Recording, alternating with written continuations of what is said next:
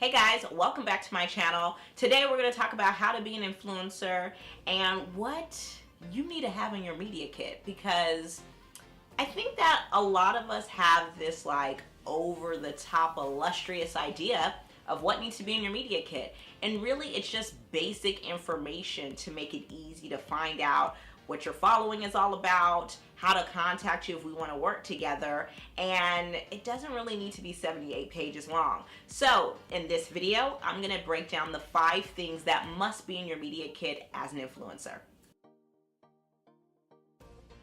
So the first thing you need to have in your media kit is your contact information.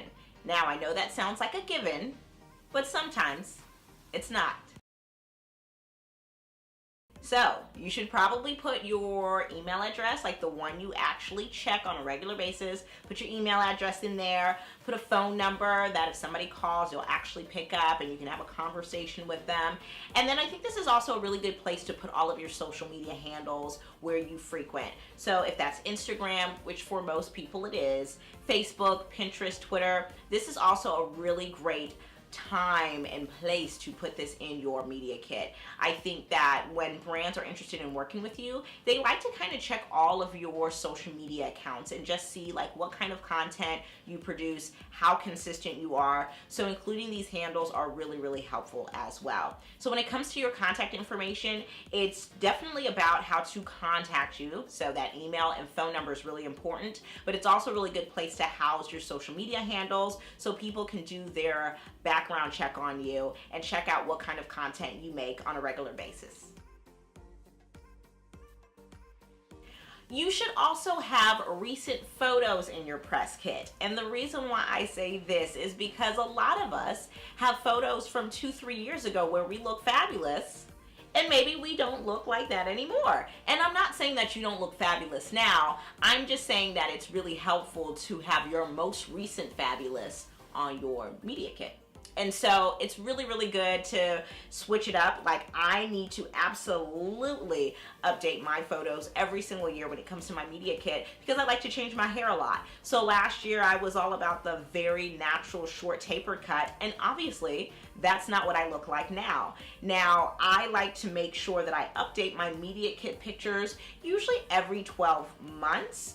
If you have the luxury of having a photographer at your disposal and you work with them on a regular basis, you can switch those pictures up a little bit more often. But for me, I like to kind of update it every year. So my most recent hair is on there. And so when you look at my media kit and then we meet in person, you're not wondering who I am. Everything is in alignment. So those recent photos are a really good touch. You can include anything from 2 to 5 photos. I don't think it needs to be in an elaborate portfolio of your pictures. And I think that if you are an influencer who's trying to work in different niches, you can include a picture from each different type of niche that you have. So if you are someone who is a mom and you work with brands as a mom, then maybe have something that represents you as a mom. If you're into fitness, have something in there that represents fitness. And of course, just a traditional, beautiful kind of headshot.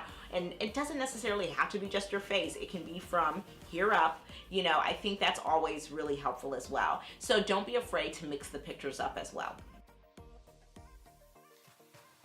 You also want to have a blurb in there about who you are and what your blog is all about. Now, I don't think this is where you need to write a book report or an autobiography on who you are, all of your life struggles and all of that. But think about those first 2 to 3 things that you would want a brand to know about you. Obviously your name, maybe where you're based, and then what your blog is about. Who are the people, who's your audience, who is it that you serve when it comes to your following. Is really, really important, because I think brands need to know who they're working with, and who they're working with, who do they serve on a regular basis, right? If a brand is looking to find fitness enthusiasts and you are not somebody who prioritizes fitness, not that you're out of shape or anything like that, but maybe your group is more of like the makeup enthusiast group, or maybe your group is all about parenting, then they might not want to work with you just because you're not speaking to a group that they're trying to speak to. So a little blurb about who you are, who you serve, and where you're based is also really, really helpful in your media kit.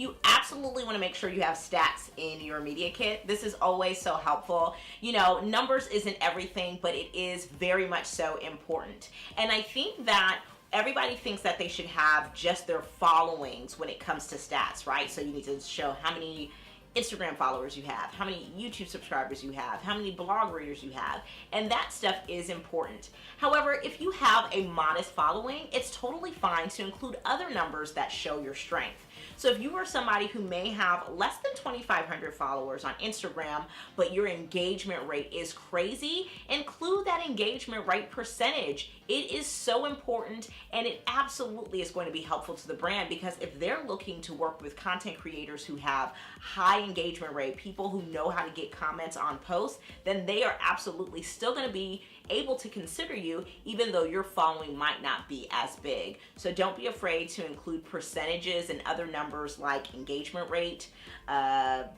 number of posts that you post a week, you know, because frequency is important to people, and things like conversion are also really important. So don't be afraid to mix up your stats, and definitely lead with the things that make you look best. Last but not least, you absolutely want to include who you've worked with before. Of course, you include this if it's applicable. If it's not, that's completely fine. This doesn't mean that brands are not going to want to work with you. But if you have, in fact, worked with a big household name brand, or even a relatively new brand or a startup that people are starting to become familiar with, absolutely include their logo on your media kit. It's always nice to know that somebody is familiar with working with brands, so it's not a new thing to them. But at the same time, if you are somebody who's new, I don't want this to discourage you. I still encourage you to create your media kit, but of course, if you do have the experience, you absolutely want to include it as well. So that does it for this video, you guys. Hopefully this helps you now that you're ready to create a media kit, or maybe you're looking to update it. I know that once I got serious about my media kit, it really did take the whole pitching process for me as an influencer to the next level. If you guys like this video, please go ahead and give it a thumbs up. And if you haven't already, don't become a stranger. Let's be a friend. Subscribe to my video. Subscribe to my video. Subscribe to my channel. You don't have to subscribe to the video, because it's actually not possible to do that. So just subscribe to my channel. It's way easier. I will see you guys in my next video. Bye.